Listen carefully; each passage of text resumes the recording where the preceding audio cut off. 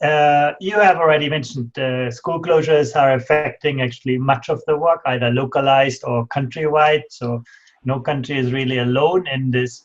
Their impact actually on the spread of the virus is quite moderate. I think we should keep that in mind. They're quite drastic measure for children, but if you look, compared with social distancing at the workplace, actually school closures have only a quite modest impact on the spread of the virus. Still, they have been a kind of easy to sort of grasp policy measure and therefore been implemented in many countries quite instantly. I also want to look at this in a little bit more nuanced way with you. What I show you here on the chart is, if for an example, for Italy and Belgium, the age of participants on the horizontal axis and the age of contact on the vertical axis. So if you look, for example, in the case of Italy, you can see young children have a lot of contact with their grandparents. So reopening schools in Italy is a quite risky exercise, because actually the likelihood of young children, if they are infected, to infect older people who are more at risk to getting the disease, is actually quite high.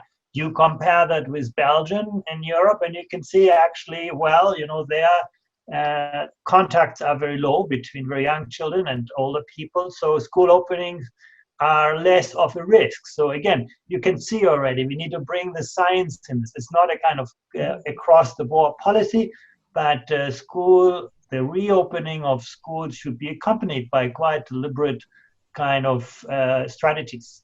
You can see two countries with a very, very different relative impact of the possible opening of schools on the spread of the virus. But that's sort of the health-related dimensions. I really want to turn to the education dimension. Bob, you already mentioned it's 1.5 billion young people who have been impacted by school closures. Remote learning used to be a kind of nice to have, a gadget, available for some. It's now become the lifeline for education. But also what we see is that actually remote learning is amplifying many inequalities that are already inherent in education. And it's not just access to technologies, also the capabilities, the preparedness of students for, learning on themselves. Accreditation is at stake. We haven't figured out how to sort of monitor student progress and learning. We are still used to very kind of old-fashioned ways of testing and examination, and those systems are not working at this moment. Also highlighting, we probably need to take a much more innovative approach to integrating learning and assessment in a much better way.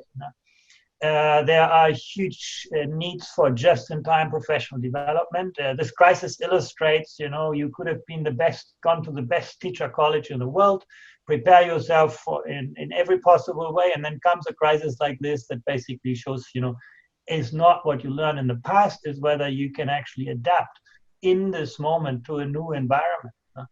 The reprioritization of curriculum, I'm going to come back to this at the end of my presentation, because for me that's one of the most fundamental questions this crisis raises. Some people say, well, at this moment we have only about 30-40% of effective curriculum time available. Students can't sit for 8-9 hours on the screen, so they're going to have less time to learn, less quality of learning probably as well.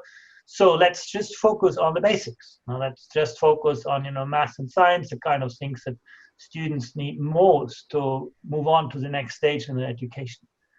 Other people say, well, what this crisis highlights is the importance of social emotional skills, of student well-being. So let's focus on those things that are often shortchanged in education. And I think the question of what do we prioritize when less time is available is one of the most fundamental questions that pose themselves today to education systems. And also here, you'd hope that this is becomes more of a scientific debate and discussion than just the kind of emotional ones or ideological ones. While there are so many constraints, I would also say that this crisis has, unleashed an enormous amount of innovation across the world. I don't think any of us would have imagined the number of innovative learning environments that have emerged in a very, very short time. In a way, the moment sort of teachers, schools were empowered, many of them have delivered amazing things. And I'm going to talk about a little bit this. But I want to start with some very simple things.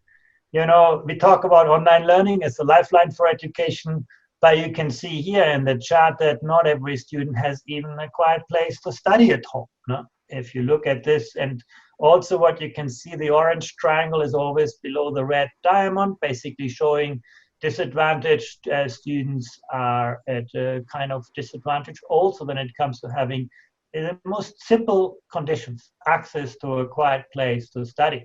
The same is true, you know, do I have a computer to work at home? You can say, well, in Denmark, Slovenia, Norway, and so on, that's basically universal. But you go to Indonesia and Philippines, on the right side, you can see it's a minority of students who have access to even, you know, not even the kind of software and the online learning platforms, but simply the digital devices to work with. And in most of our countries, again, it's an amplifier of social inequality. Teachers, that's obviously a much bigger bottleneck. You know, we survey teachers around the world, you know, to what extent, and actually these are responses from principals, to what extent that teachers have the necessary technical but also pedagogical skills to integrate technology in instruction. And you can see here we talk at best about 3/4 of the teachers, and again also big social disparities. Some countries, again, you look for provinces in China on the left side, 9 out of 10 teachers really well equipped, but you look on the other side of the screen and you can see actually in some countries, education really struggles with this. So it's nice to talk about online education. This is the potential also for the future. But you can see there are just huge capacity constraints that we will need to address now in this crisis, but also beyond. If you look to Singapore, Singapore has already decided to introduce an additional day of online learning even after the crisis, because online learning is sort of a powerful way to actually strengthen student responsibility, to encourage, you know, independent learning, project-based learning, and so on. So it's a huge resource, but again, you can see here we're not that well prepared in general. And technology, you know, is only as good as it's used in the classroom. And when we survey teachers, we could see it's just a little bit more than half of the teachers who have a practice of using technology in instruction. And that also varies grossly across countries. In most countries, it's increased. I show you figures for 2013 and 2018, and you can see actually those numbers used to be a lot lower than they are now. But again, you can only see sort of countries like Denmark, New Zealand, Australia, UAE with a strong established practice, whereas in other countries you have less than 1 in 5 students enrolled in classrooms where teachers have a common practice of using technology for classwork. So it's still a nice to have, not yet the kind of regular practice. The potential of technology still quite limited. Also, when we look at what teachers actually do, you know, and here I think you can see is that we often treat teaching still as an art rather than a science. You can see, for example, many teachers focus on, you know, providing great clarity of instruction or managing classrooms, discipline. So it's very traditional kind of instructional techniques are prevalent. But when you look at cognitive activation, one thing that learning science tells us is that what actually matters in instruction is cognitive activation, giving tasks that require students to think critically. And you can see less than 60%. Have students work in small groups to come up with their own solutions. Let students solve complex tasks. Present tasks for which there is no obvious solution. Now we are below 40%. Just, you know, 1/3 of students being exposed to those kinds of practices. Or giving students projects that require at least 1 week to complete. You wish, you know, in this moment of crisis, that's the kind of skills and practices that we would really need. So what you can see here is that the way of teaching and instruction is still a very traditional one across countries for which we have comparative data, whereas those kind of more advanced pedagogical techniques and practices are still quite rare. Now, there's variation across countries, there's a variation across schools, but many education systems still struggle. We, in a way, have 21st century students and technologies. We have, as you can see here, still 20th century instructional techniques and pedagogies and a 19th century school system. I think that's really the reality, and there you can see why it's so hard for people to transform education at this very point. Ownership and empowerment, also during this crisis, you wish you would have more people at the front line, who are innovative, who become creative designers of innovative learning environments, where teachers become good facilitators, good, mentors, coaches, and so on.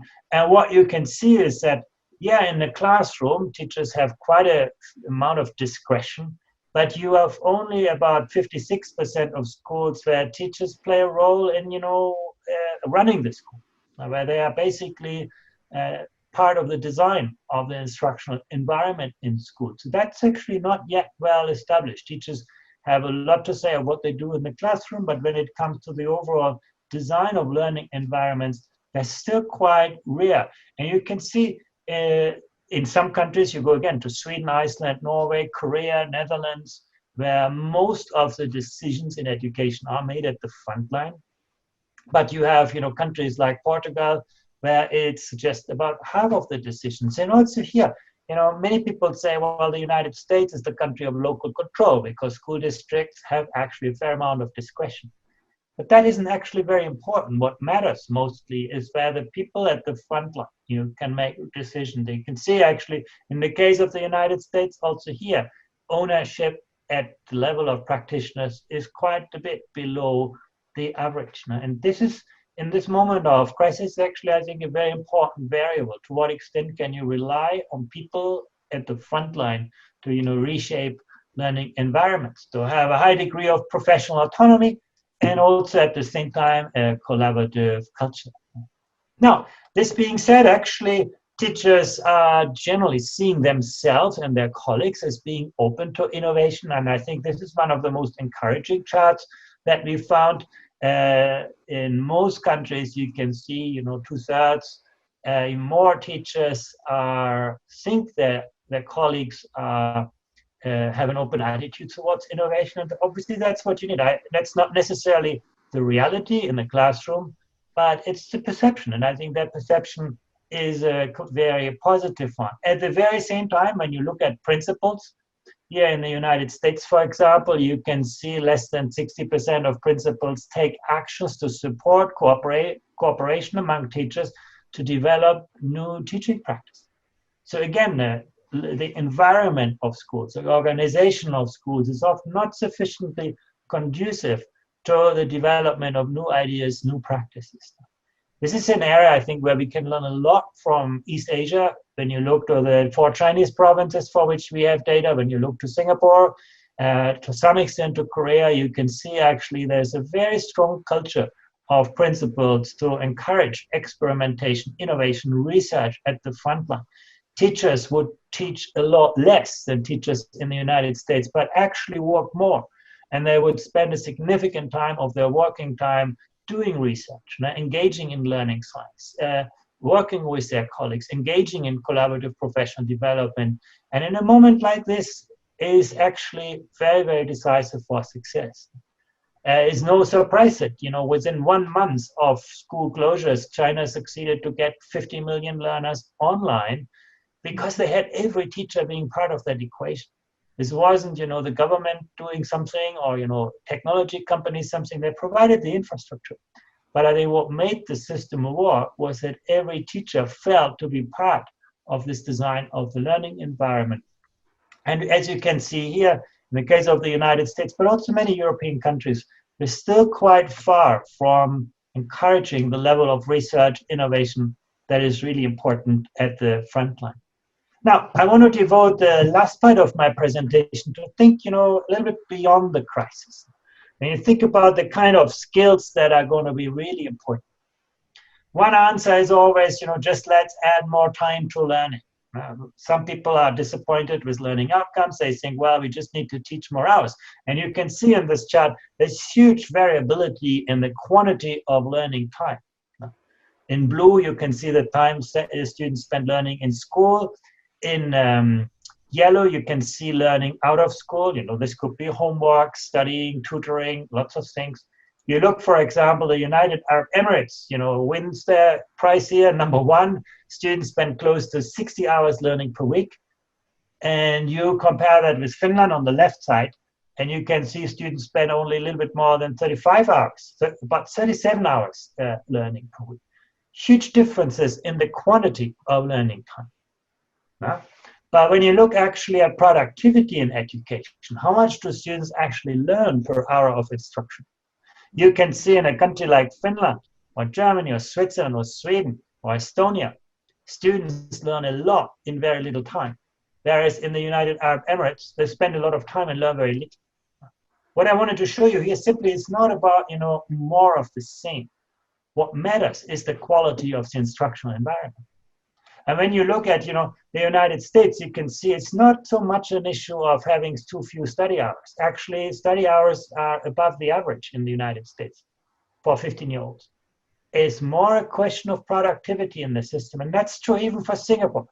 You know, Singapore obviously, you know, is one of the highest performing education systems, but largely because of, you know, large volume, not necessarily because of the productivity, the quality of the instructional environment. No. This is where the science of learning really comes in. It's not about, you know, more of the same. It's about raising productivity. It's making learning more kind of productive exercise. No. So I just showed you that volume of time doesn't predict learning outcomes very well. Here's something that actually does predict learning outcomes. We measured that for the first time in 2018. We call that growth mindset. And on the horizontal axis, you see the prevalence of a growth mindset among students. That's basically believing that learning outcomes are something that I can control. They depend on my effort, the time I invest, and not on my intelligence. And on the vertical axis, I show you the quality of an education system. That's basically the test scores that we got on the PISA exam. And you can see, you know, a country like Estonia that comes out #1 on the test scores among the OECD countries is also very strong in giving their young people that kind of growth mindset, that students really have this idea, you know, if I try harder, if I invest my time and my effort, I'm going to succeed. You look at a country like Indonesia, where you can see neither performance nor growth mindset are very well developed. Now, the relationship is not clear cut. There are some exceptions here, but overall, you can see actually growth mindset can be a very powerful predictor. And we pay actually far too little attention to it. Often, you know, we talk about performance, learning time, and so on, but actually those kinds of dispositions of students should deserve more attention. And growth mindset is something that actually seems to be also highly predictive for other things. For example, the motivation to master complex tasks, the sense of self-efficacy, the fear of failure. And again, in the 21st century, fear of failure is a very, very important aspect. If you want students to be innovative, creative, you have to give them, you know, rooms to experiment, to try. And if they try, they will take risk. If they take risk, they will fail. And if our systems actually are not very good in, you know, helping students, you know, learn from and with failure, probably we're not going to be creating very innovative, you know, environments and learning outcomes. And you can see growth mindset predicts this. Learning goals. And even the value of school. Students with a stronger growth mindset, they're seeing more intrinsic value in schooling. Why is this important? Well, in this crisis, you know, if you want to get students to learn on their own at home, well, they need to see some sense in learning. They need to see this as something that's going to open life opportunities. And you could see growth mindset is a predictor. I just, you know, highlight this as an example to show you we need to look beyond academic outcomes to think about the aspects that strengthen us. And you can even go one step further, the well-being of students or life satisfaction. Again, something that varies hugely across countries. And you can see some of the high-performing education systems like Korea or Hong Kong or China. They do well academically, but students actually are not very happy with their lives. Some people say, well, you know, maybe we have to make a choice. We either do well in learning or we actually create students who are happy with their lives. But that's much too simple. You can look at other countries, for example, here the Netherlands or Finland or Switzerland or Estonia, where students do very well academically, and they're also very satisfied with their lives. And we can actually see some of the things that are relating to this are the level of teacher support that students perceive, the good parental support, meeting friends after school, more physical activity. Now, those were the kind of linkages between academic outcomes and life satisfaction. And we could see sort of the kind of factors depressing life satisfaction or anxiety with schoolwork or extreme internet use. So we also identify some of the factors related to this. And again, if you think about life satisfaction of students, many people say, well, that's nothing to do with school. That's about, you know, the friends, your family, and so on. And of course, those factors matter. But look at this chart, how much actually this school relates to student satisfaction with life. So it's about discipline. It's, you know, absence of exposure to bullying, a sense of belonging at school, index of teacher support, teacher feedback, having a cooperative learning climate at school. So once again, how we design the learning environments in school can have a huge impact on the degree to which students are satisfied with their lives, not just on their cognitive outcomes. Getting a bigger picture, I think, on this is very important. So let me conclude with sort of a couple of thoughts on where the future of learning outcomes might be. Of course, you know, content knowledge will always remain important. I will not deny this. But the world no longer rewards you just for what you know. No? The world, Google knows everything. The world increasingly rewards you for what you can do with what you know. The kind of things that are easy to teach, easy to test, are also becoming easy to digitize, to automate. What you know in physics and chemistry is important, but whether you can think like a scientist is becoming even more important. Can you design an experiment? Can you distinguish questions that are scientifically investigable from questions that are not? Can you think like an historian? You know, history is not just about remembering names and places. It's more about, you know, do you understand how the narrative of a society has emerged, how it has developed, advanced, and sometimes how it unravels when the context changes? Can you think like a mathematician? And many young people can calculate an exponential function. They learn that at school. But we are not doing very well in understanding the nature of an exponential function. If we did, you know, we would have dealt with the COVID crisis in a very, very different way. As humans, we are built for linear spaces. You know, time, space are linear. We have a hard time grasping exponential phenomena because they're not intuitive. This is where the world of mathematics can be so influential if we can actually understand the ideas that underpin it. So what I'm saying is really a shift from the content knowledge that is fluid, that evolves very quickly, to a deeper understanding of the underlying phenomena, the underlying ideas of the disciplines. And what this brings me to is actually maybe we should be teaching fewer things at much greater depth. Why do I say this? Because many of the highest performing education systems are doing exactly that. They have a much sharper definition of their national curriculum. They are not, you know, a mile wide and an inch deep, but they're actually focused on the depths of understanding. So that's the knowledge part, the skills part. No? We often talk about cognitive skills. I think they are clearly important, you know, creativity, critical thinking, but increasingly important in the world of work and in life are social and emotional skills. And they are still seen as a byproduct in most of our schooling systems. Now we talk about social skills, collaboration, and so on, but then we put students behind individual desks, and at the end of the school year, we test them whether they are better than their neighbor. Now, that's not the way you develop social and emotional skills. And actually, we have, these data are not yet published, so consider them preliminary. But what I wanted to show you is simply that even on traditional variables like classroom climate, you can see actually, yeah, you can shape the classroom climate through disciplinary policy, classroom management, but you look at social and emotional outcomes like cooperation, like curiosity, self-efficacy, optimism, trust. They're actually a very, very powerful predictor of the quality of a classroom climate as perceived by young people. Or, you know, you want to avoid bullying. Of course, bullying has to do with anti-bullying policies, you know, student awareness, you know, no tolerance policies, you know, all of those things. But look at this chart. You can also see that the prevalence of bullying is very closely related to the prevalence of social and emotional skills.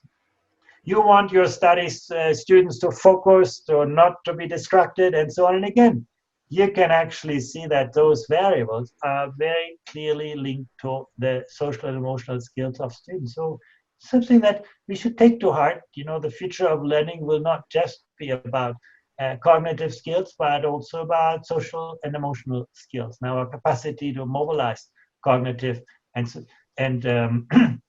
and last point I wanted to say on this is actually we need to probably become much better in education to understand what do we learn best at what age. And it comes, for example, to empathy, emotional control, peer social skills. The window actually closes very, very soon in life. Now, by the age of 4 or 5, when it comes to emotional control, it's very, very hard to change this. Many of those kind of skills are becoming personality traits when we are older. They're very, very hard to change. In the early years of life, they are actually skills. And this highlights why, for example, early childhood education and care, which is still often kind of care dimension, we should think much harder, what do we teach, when and what age. And this is, I think, where learning science will be hugely influential in redesign learning environments. Now, currently, we design those learning environments around the convenience of adults.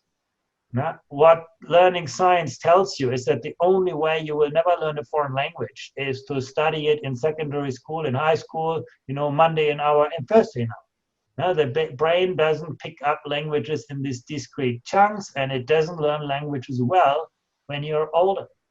If we would, you know, have young people and children in kindergarten or primary school learning in a foreign language in a sports kind of class, they would pick it up much faster. Now, the learning science tells us those things clearly, but we teach it at the wrong age, in the wrong way, because it just, you know, fits the scheduling or the teacher pay schemes and things like this.